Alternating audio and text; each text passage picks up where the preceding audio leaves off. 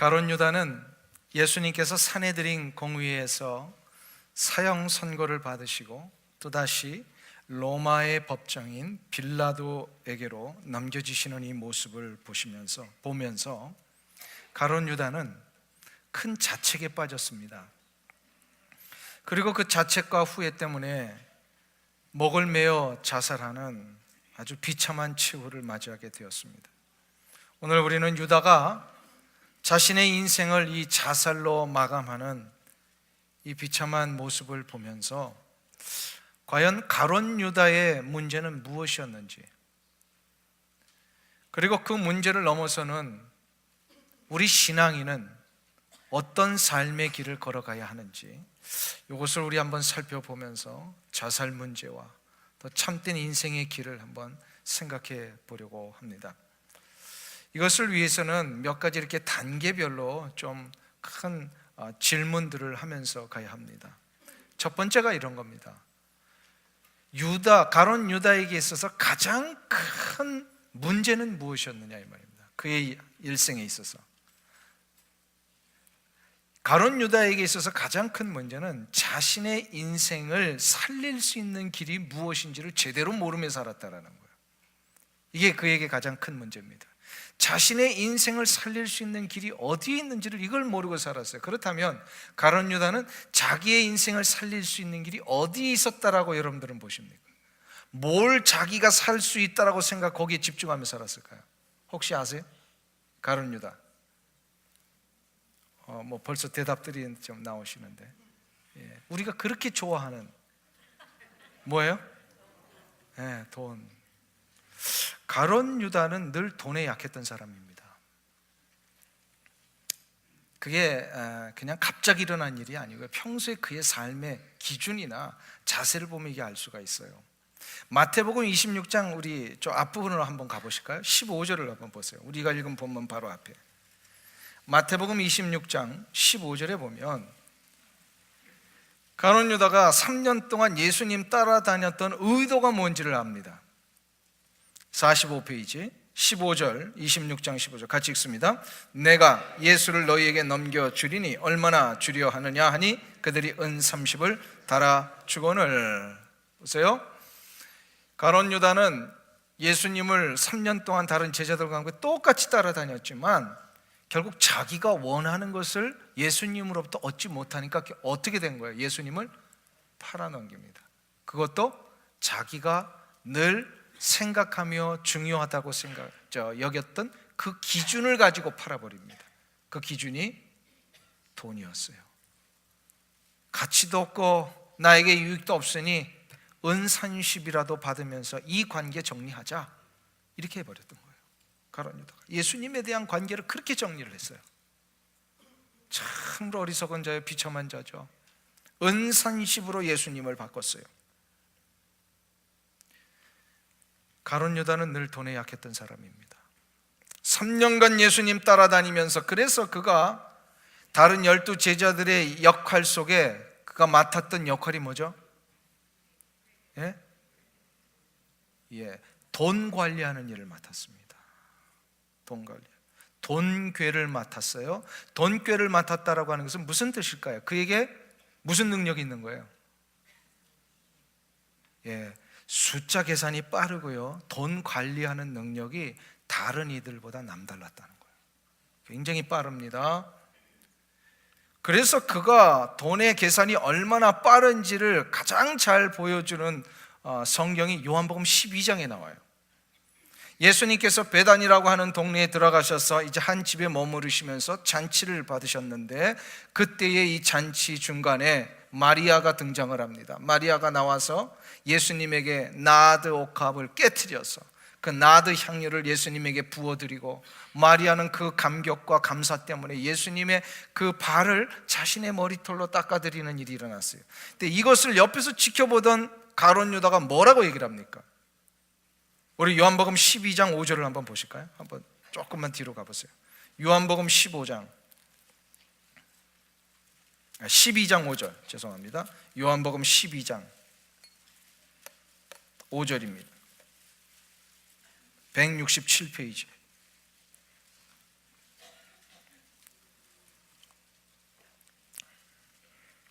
요한복음 12장 5절 말씀을 우리 다 같이 찾으셨으면 합독하겠습니다.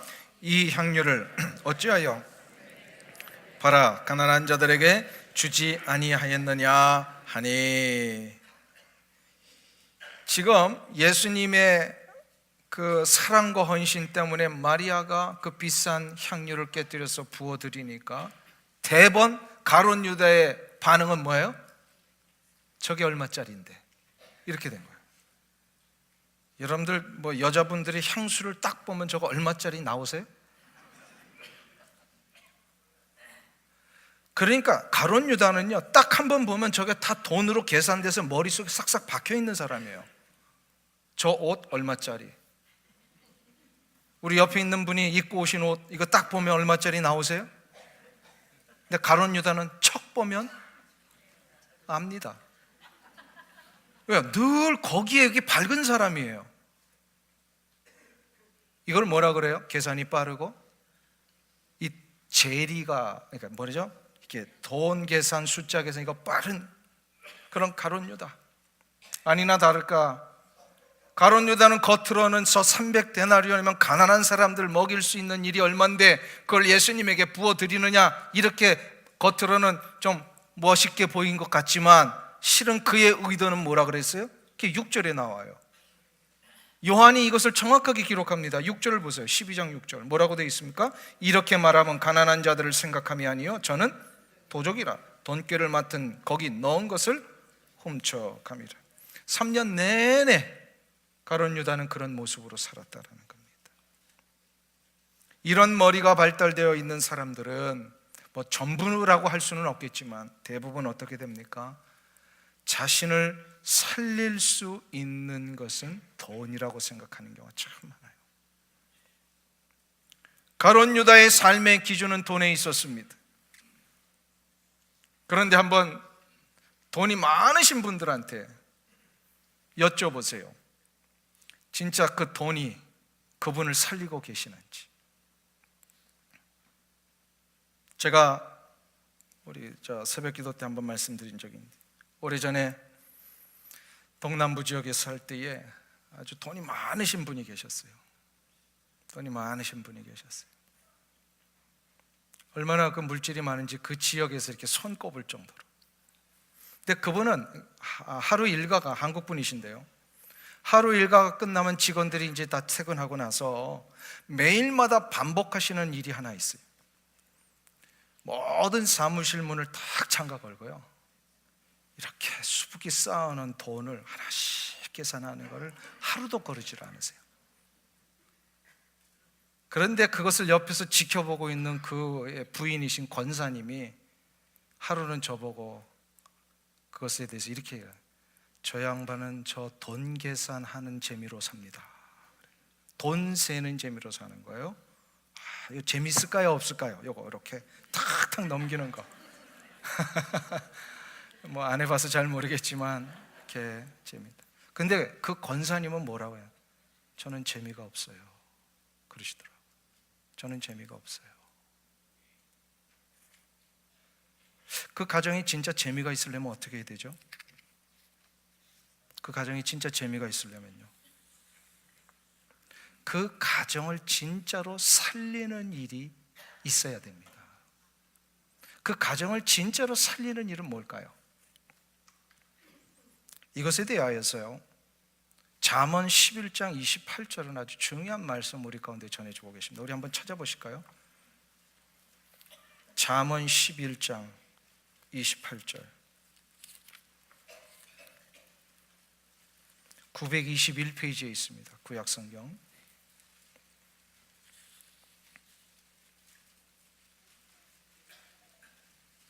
잠언 11장 28절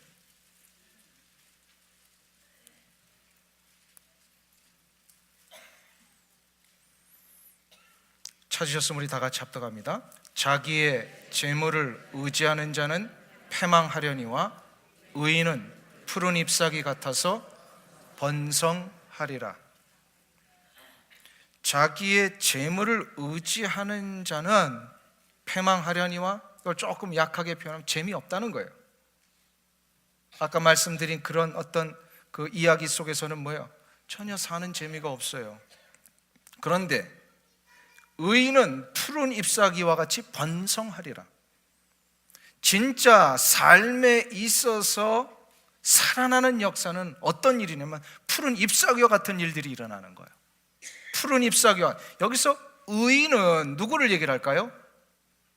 잠언수에서 나오는 의인, 또 지혜로운 자, 경외하는 자, 이런 모든 선인들을 가리키는 이 모든 표현은 뭐냐면요, 하나님을 알고 하나님을 의지하여 하나님으로부터 그 놀라운 은총의 역사를 누리며 사는 사람들이에요.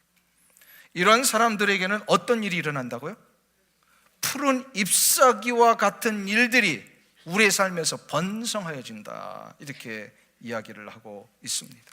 이 말을 우리식으로 다시 한번 표현하면요, 그 가정이 재미를 얻고 그 가정이 살려면, 살리는 일이 일어나려면 푸른 잎사귀와 같은 일이 일어나야 되는데, 푸른 잎사귀와 같은 일은 뭐냐면 기쁨이 넘치고 감사가 넘치고 삶의 활력이 있고 가정을 통하여서 우리의 삶의 의미가 다시금, 그리고 나를 통하여서 누군가 유익을 얻게 되고, 이게 바로 살리는 일이에요. 이거를 성경적인 표현을 하면 생명의 역사다.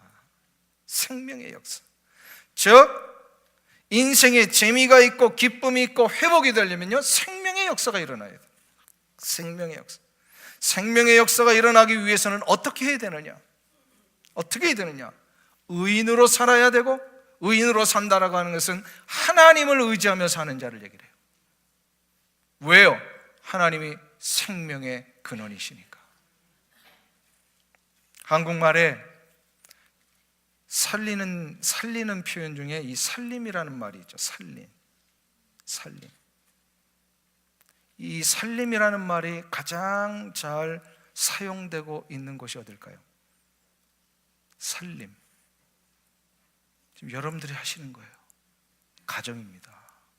주부들이 가정에서 밥을 짓고 음식을 만들어서 자녀들에게 먹이고, 또 그런 음식 먹이는 것뿐만 아니라 주부들이 자녀들을 위하여 양육하고 돌보고 공급해주는 이 모든 일들, 이게 바로 살림입니다.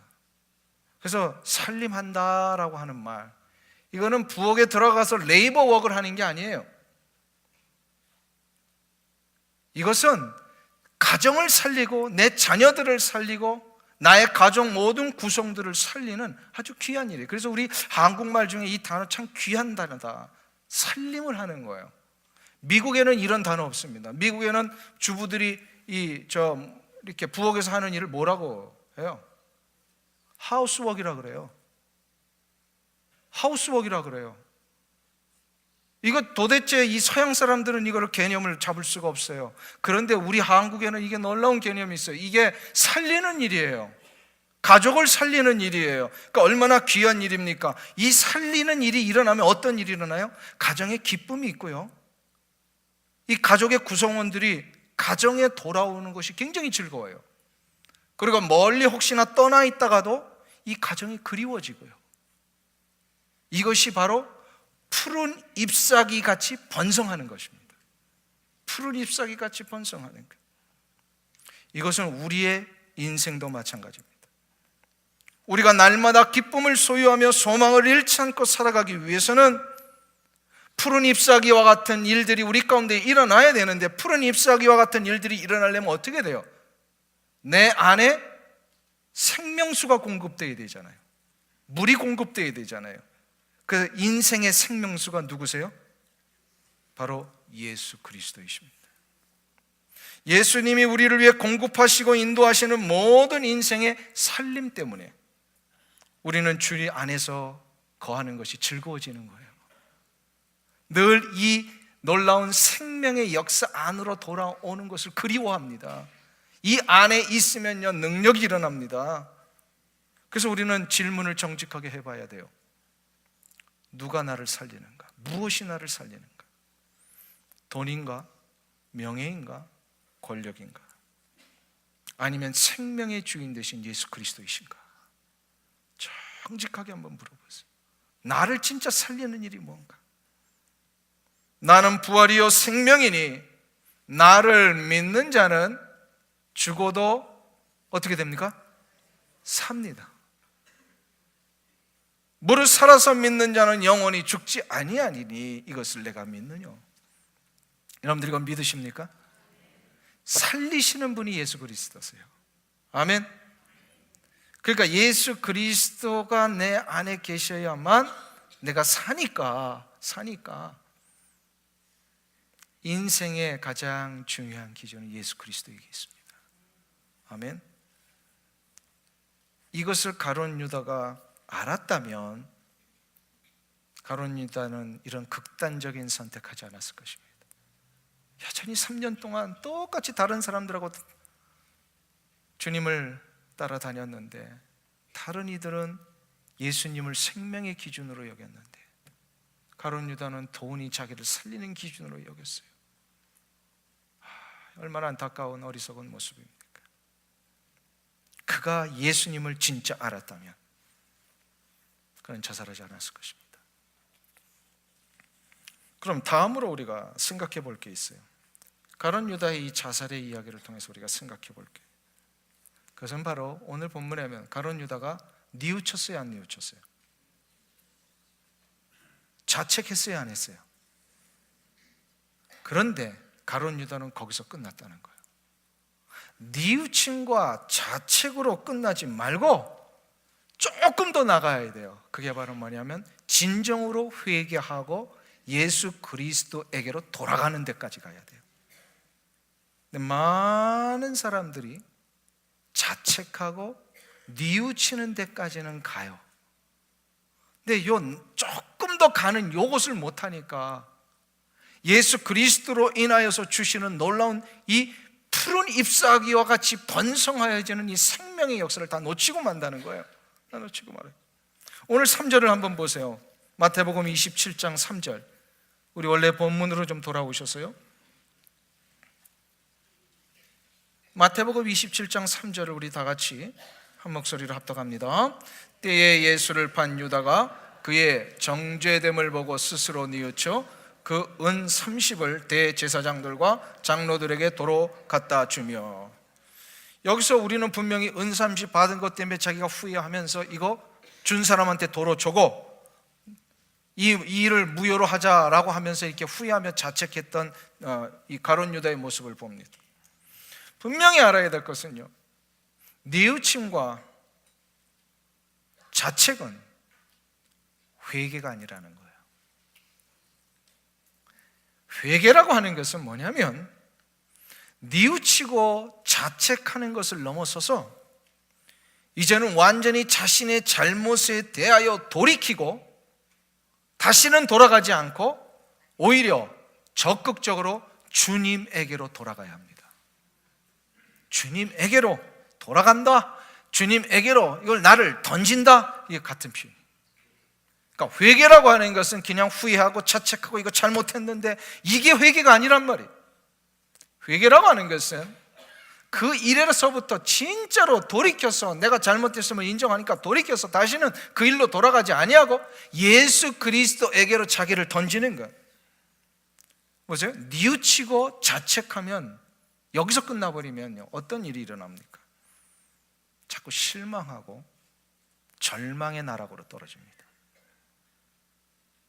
그런데 회개까지 나아가고 예수 그리스도에게로 자기를 던지면 어떤 일이 일어납니까? 회복이 일어납니다. 그러니까 진짜 회개를 하면 회복이 일어나요. 왜 그럴까요? 예수님에게로 나를 던진다 그랬잖아요. 던지면 어떻게 돼요? 예수님이 내 안에 들어오시잖아요. 그러니까 예수님의 생명의 역사가 내 안에 일어나요. 근데 이거를 많은 분들이 혼돈을 해요. 그냥 자책하고 후회하는 게 회개인 줄 알고 여기서 머무는 사람들이, 특별히 지성인들이 그래요. 머리 좋은 사람들이 그래요. 조금만 지성이 있고 합리적인 생각을 할 수 있는 사람이라면요, 대부분 어떤 일을 하죠? 뭔가 이렇게 합리적으로 얘기를 딱 들으면, 특별히 성경에 대한 이야기, 신앙적인 이야기, 이걸 들으면 다 동의합니다. 동의해요. 아, 그렇구나. 하나님이 있구나. 예수님이 십자가에 달려 돌아가셨대구나. 성령님께서 지금 우리와 함께 하신다는구나. 다 동의해요. 이거를 지적인 동의다라고 얘기를 합니다. 그런데 이런 분들에게 나타나는 한 가지 약점이 있어요. 뭐냐면 신앙의 이 능력면에 있어서 2%가 부족한 거예요. 2%가 부족한 거예요. 아는 것으로 그치고 나를 그 아는 것, 곧 예수 그리스도의 진리 되심 앞에 나를 던지지 못할 경우에 어떤 일이 일어날까요? 예수 그리스도께서 우리에게 보장하시는 생명의 능력이 우리 안에 경험되어지지 못합니다. 지적인 동의로 다 알지만 그것이 내가 나를 그 아는 것으로 던지지 않으면 어떤 일이 일어나면 생명의 능력이 일어나질 않는 거예요. 이것을 신앙의 모습을 한 불신앙이다라고 말할 수 있어요. 겉으로는 신앙적인 것 같은데 결정적인 순간에 보면 불신앙으로 나타나는 경우가 있어요. 이게 제 얘기가 아니고 사도 바울이 얘기를 하셨잖아요. 뭐라 그래요? 경건의 모양은 있으나 경건에 무엇이 없다고요? 능력이 없다. 평상시에는 다 경건한 모습 같아요. 다 똑같은 것 같아요. 그런데 결정적인 순간에 보면요, 경건의 그 능력이 나타나질 않아요. 왜 그럴까요? 이게 지적인 동의로, 그래서 이거 나 잘못했어, 이러면 안 되는데 내가 그런 일을 해서 후회해요. 여기서 끝나면 능력이 안 나타난다는 거예요. 어디까지 가야 되는데요? 나머지 그 2%까지 다가가야 돼요. 그게 바로 뭐예요? 회개입니다. 완전히 돌이키고 예수 그리스도에게로 나를 던지는 것. 이 2%가 모자라면요, 능력이 안 나타나요. 우리 경제학을 하시는 분들은 아마 잘 아실 거예요. 이 세계를 선진국과 또 신흥국으로 이렇게 구별하는 구별점이 있습니다. 경제학에서. 그러니까는 선진국은 우리가 다 아는데, 그럼 신흥국은 뭐냐?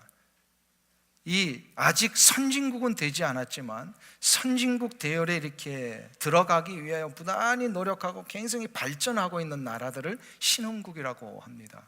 그 대표적인 나라가 우리 대한민국이고, 또 뭐 중국 같은 나라, 이제 경제 규모가 커졌으니까, 그리고 뭐 브라질 같은 나라, 이런 나라들을 신흥국이라고 해요. 왜 그렇게 구별하느냐?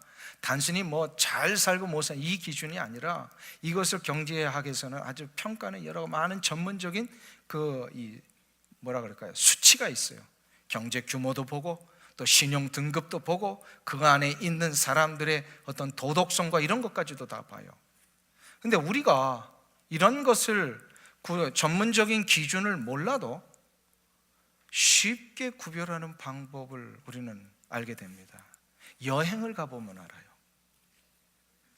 이렇게 미국에 살다가 우리가 이런 신흥국들을 가보면 분명히 겉으로는 미국처럼 아주 모든 것이 화려하고 겉모습은 거의 다 선진국처럼 되어 있는 것 같은데, 실제로 깊숙이 들어가 보면 2%가 모자라는 경우를 많이 느낍니다. 한 일예로 호텔에 들어가 보면요, 호텔이 얼마나 화려하고 멋진지 몰라요. 이 신흥국들 가보면 멋져요. 겉으로 보면 미국보다도 더 잘 지은 것 같아. 근데 막상 들어가 보면요, 뭐 미국에는 그 호텔 들어가도 칫솔 안 주잖아요. 칫솔도 있고요, 슬리퍼도 안 주는데 슬리퍼도 있고요. 얼마나 팬시하게 했는지 몰라요. 그런데 실제로 한번 세면대에서 세수를 하고 나면요, 거기서 냄새가 올라와요. 이 겉으로는 다 된 것 같은데 약간 이 부분이 좀 모자라는구나. 근데 진짜 모자라는 게 있어요. 뭐냐면 그들의 삶의 기준이에요. 도덕과 질서의 면에 있어서 역시 들어가 보면 안 돼요. 지나가는 사람들과 툭툭 부딪혀요. 부딪히는데 자기가 부딪혀 놓고 나보고 잘못했다 그러고, 자기가 발을 밟고 나서도 나를 째려보고 가고, 우리 같으면 어떻게 돼요? 부딪히면 누가 잘했든 잘못했든 이건 뭐예요? 불편해진 거니까 Excuse me? I'm sorry? 뭐 이게 자연스럽게 나오잖아요. 그런데 남을 배려하고 존중하면서 이 공동체 안에서 생명의 역사를 이뤄가기 위하여 노력하는 이 모습들이 굉장히 약하더라는 거예요. 이게 저는 우리 신앙에 있어서도 마찬가지라고 생각합니다.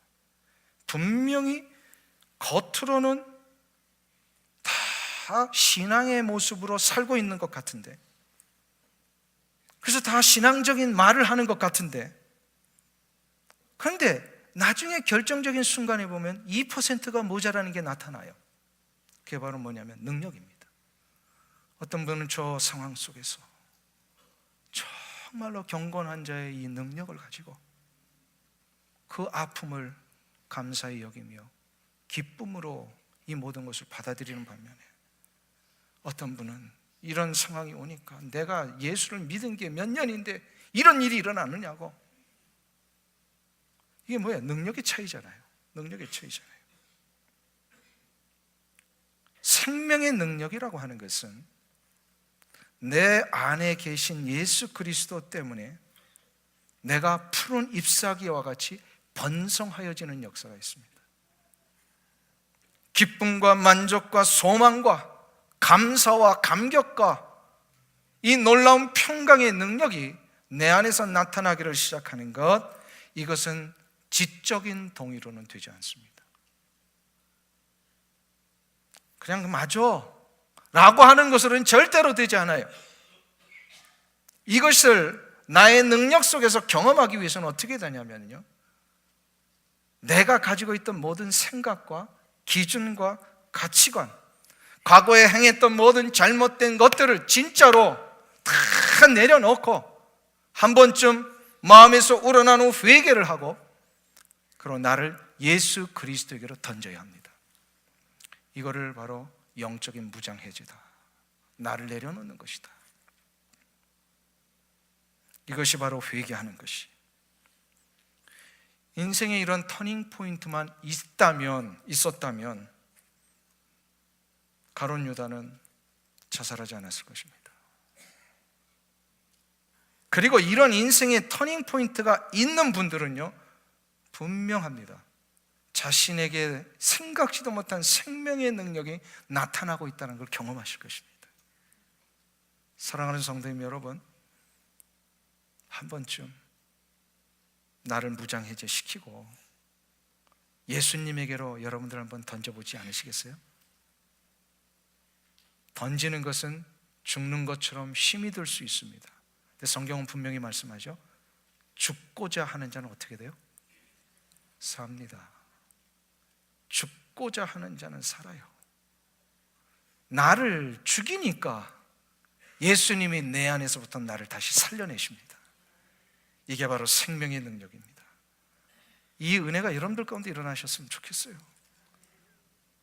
그리하여 이 늘 모자라가지고 힘들었던 이 마지막 2%, 이것을 내가 정말로 나의 것으로 소유해서 어떤 상황에서도 흔들리지 아니하고 어떠한 형편에서도 낙심하지 아니하고 하나님의 거룩한 생명의 능력을 소유한 자답게 이 세상을 승리하며 살아가시기를 간절히 주님의 이름으로 축원합니다. 아멘. 그럼 마지막 하나 더 생각해 볼 게 있어요.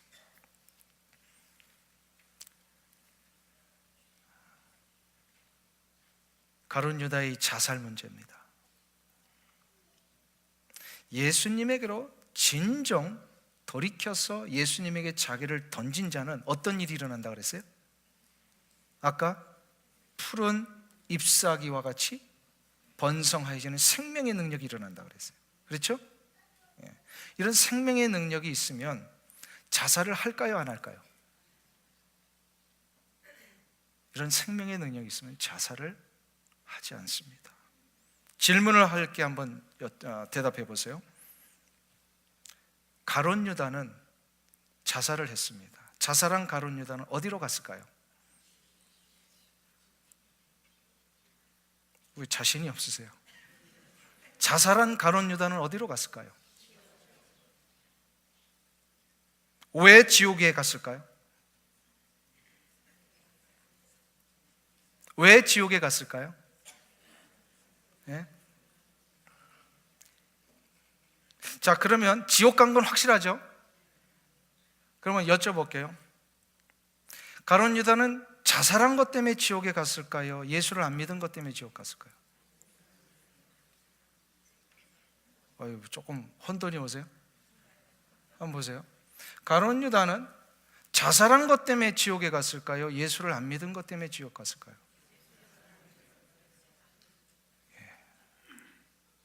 좀 정리가 되세요? 가룟 유다가 지옥에 간 것은 예수를 안 믿었기 때문입니다. 지옥과 천국의 구별점은 무엇에 있어요? 오직 한 가지 기준입니다. 예수를 믿었느냐 안 믿었느냐에 있습니다. 자, 그러면 여기서 우리가 또 질문을 여러분들이 스스로 해보실 수가 있어요. 예수를 믿는 사람이 자살을 하면 어떻게 됩니까? 예수를 믿는 사람이 자살을 하면 어떻게 됩니까? 가봐야 알아요? 이 문제는 쉬운 문제는 아닙니다. 그런데 한번 이렇게 생각을 해보시면 어떻겠어요?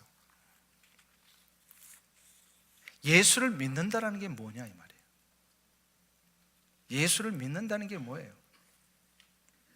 예수를 믿는다라고 하는 것은 내가 지옥에 갈 사람이 천국에 갈 사람으로 바뀌는 이 존재의 변화입니다. 그렇죠? 예수 안 믿었다면 나도 어디 갔어요? 지옥 갔죠. 그런데 예수를 믿음으로 인하여 내가 천국 가는 자로 바뀌어졌습니다. 근데 이것은 우리가 저 영원한 하나님의 나라의 천국에 들어가기 전까지 이 세상 사는 동안에 누리게 될 신앙인들의 축복성의 가장 기본적인 축복이에요. 이거는 무슨 얘기냐면 긴 신앙의 여정 속에 이거는 출발점이었다라는 거예요. 구원받았다라고 하는 것은. 그럼 뭐예요? 앞으로 남은 놀라운 축복의 역사들이 기다리고 있다라는 거예요. 예수 믿으면요, 구원은 기본입니다. 한번 따라 하시니까 예수 믿으면 구원은 기본이다. 이거는 출발이에요. 그러면 기본이니까 그 이외에 엑스트라로 더 많은 것이 기다리고 있다는 거예요. 그 중에 가장 중요한 것이 뭐냐면 우리의 존재 가치가 달라진 겁니다. 존재 가치가. 어떻게 해요? 생명이신 예수 그리스도에게로 접붙임을 받았기 때문에. 구원받았다라고 하는 것은 비유적으로 얘기하면 접붙임을 받은 거예요. 농사 지으신 분은 과수원에서 나무 이렇게 접붙이는 거 아시죠? 어떤 나무에 저쪽에 있는 가지를 잘라다가 이 나무에 젖붙이면 어떻게 돼? 이 가지에서 뭐가 맺혀요? 이 나무의 원래 열매가 맺히는 거예요. 이게 바로 우리 구원이에요.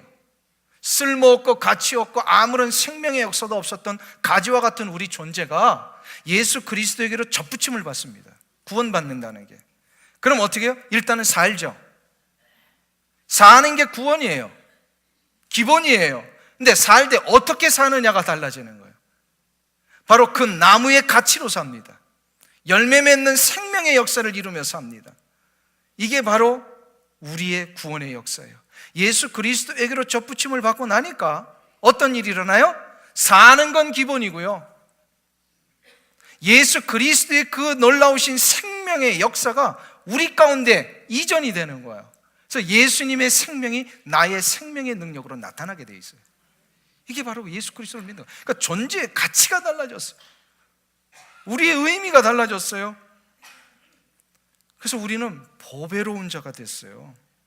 믿습니까? 하나님이 이사야 선지자를 통하여 하나님의 백성들을 향해 이렇게 선포하셨어요. 내가 내 눈에는 보배롭고 존귀하며. 하나님의 눈에는 여러분들이 다 보배롭고 존귀하신 분입니다. 믿습니까?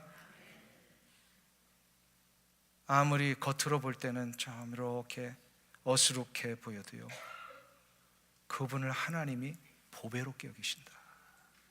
보배로우면 여러분들 그 보배로운 것, 이걸 보물이라고 그러는데 쉽게 말하면 보석.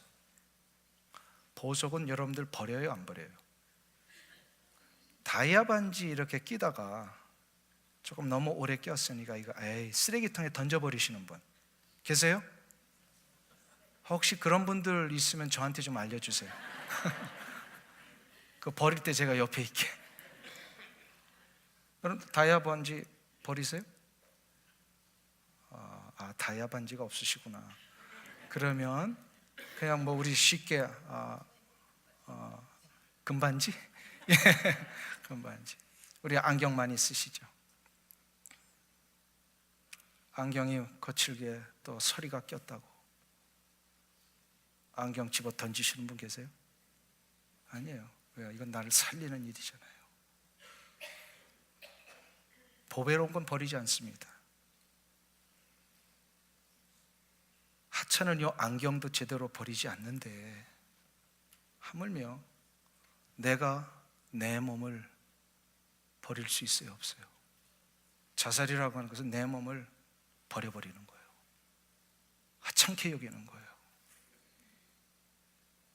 내가 내 몸을 버리는 사람들은 왜 그럴까요? 내 몸과 영혼이 얼마나 하나님 앞에 소중한 존재인지 이거를 망각하고 있는 거예요. 우리가 얼마나 보배로운 존재가 된지 아세요? 고린도 후서 4장에 보면 사도 바울께서 고린도 교회 성도들을 향하여 우리가 누구인지를 이렇게 가르쳐 주고 계시요. 한번 우리 찾아보실까요? 고린도 후서 4장 7절에서 10절입니다.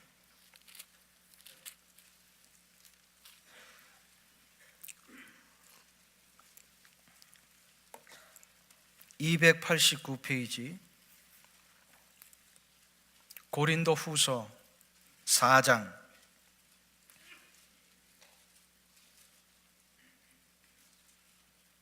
7절부터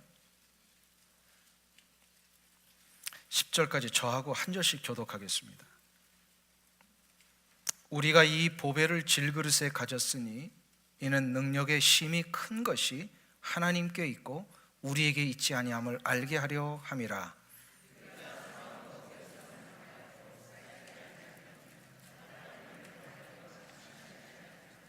핍박을 받아도 버림받지 아니하며 거꾸로 뜨림을 당하여도 망하지 아니하고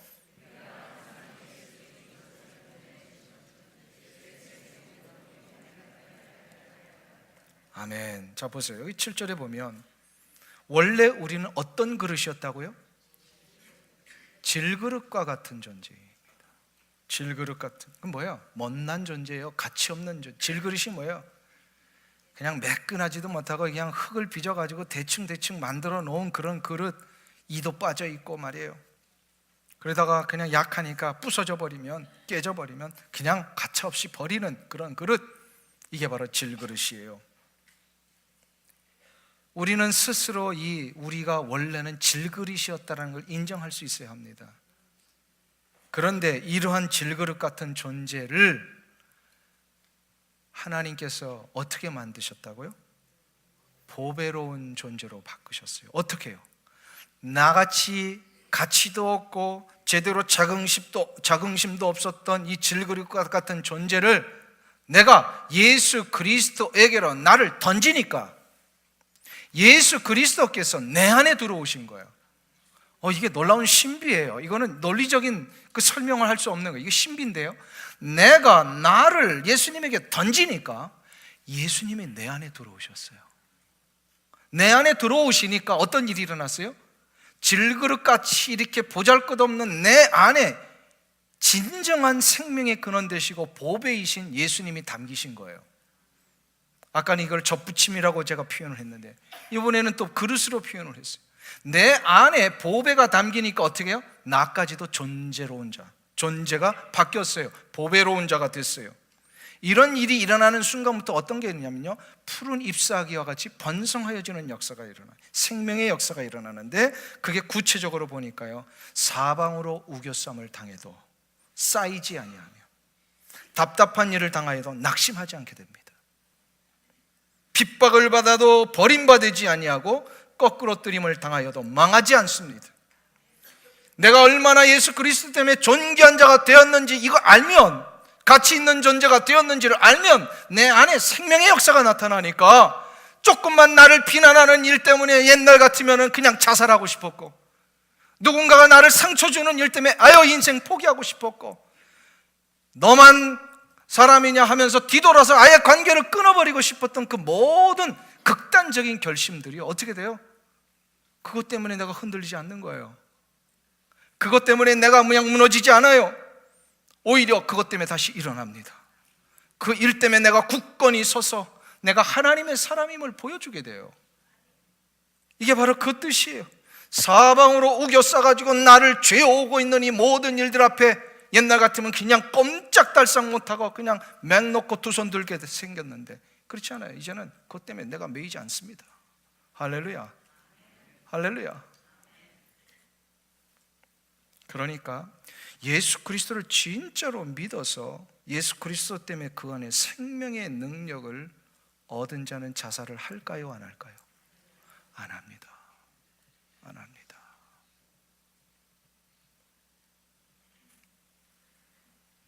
여러분이 어떤 존재라고요? 보배로운 존재가 되셨습니다. 아멘.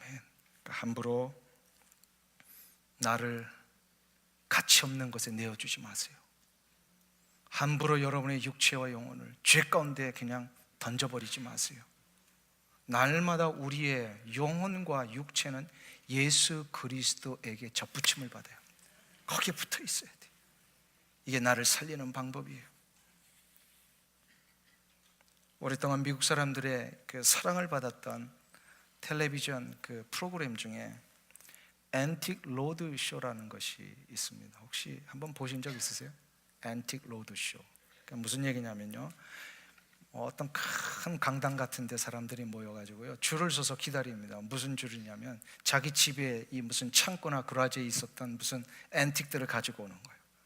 그러면 이제 순서가 되면요, 이 앤틱 감정 전문가한테 이걸 보여주면 이분들이 그게 얼마짜리, 이건 굉장히 귀중한 거, 이거는 뭐 그래도 그냥 앤틱이지만 가치는 조금밖에 안 나갑니다, 이렇게 다 평가를 받는, 그게 이제 이렇게 텔레비전에서 계속해서 이렇게 나오는 쇼인데요, 어느 날 갑자기 한 분이 자기 이 그라지에 처박아 놓았던 그 그림 한 점을 가지고 이 감정하시는 분한테 왔는데 아주 깜짝 놀랐어요.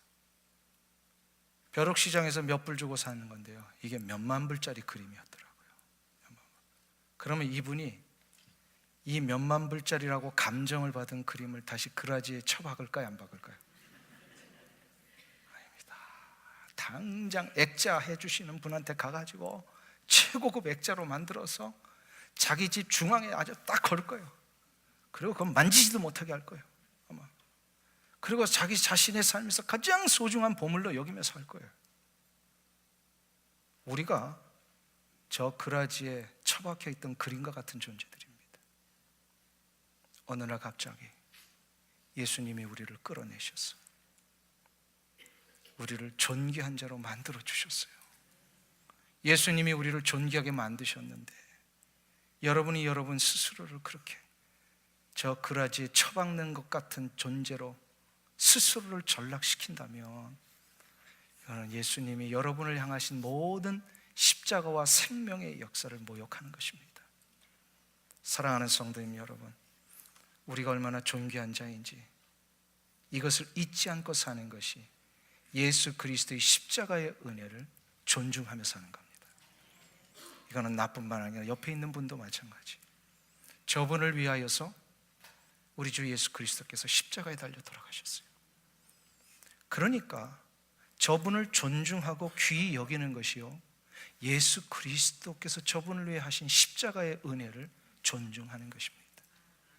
무시하고 모욕하고 함부로 대하고 거친 상소리를 이렇게 내뱉는 것, 이것은 그를 위하여 예수 그리스도께서 하신 십자가의 은혜를 욕되게 하는 거예요.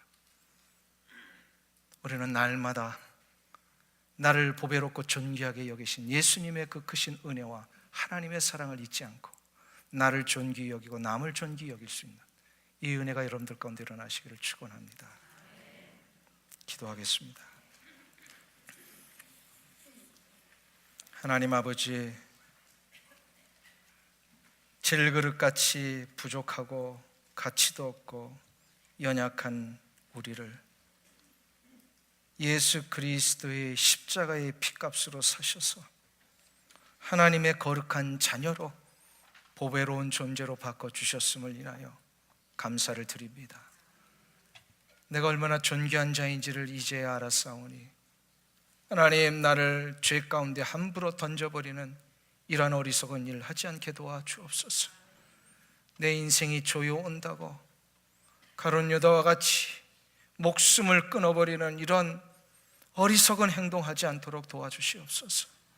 내가 누군데, 내가 얼마나 존귀한 자인데, 하나님이 나를 얼마나 보배롭고 존귀하게 여기시는데, 하나님이여 우리에게 이 놀라운 은혜의 역사를 부어주셔서 날마다 예수 그리스도와 하나님의 은혜로 가득 찬 삶, 그래야 푸른 잎사귀가 무성하여지며 생명의 역사를 전하며 나아갈 수 있는 귀한 은혜가 우리 가운데 있게 해 주시옵소서. 예수님의 존귀하신 이름으로 기도하옵나이다. 아멘.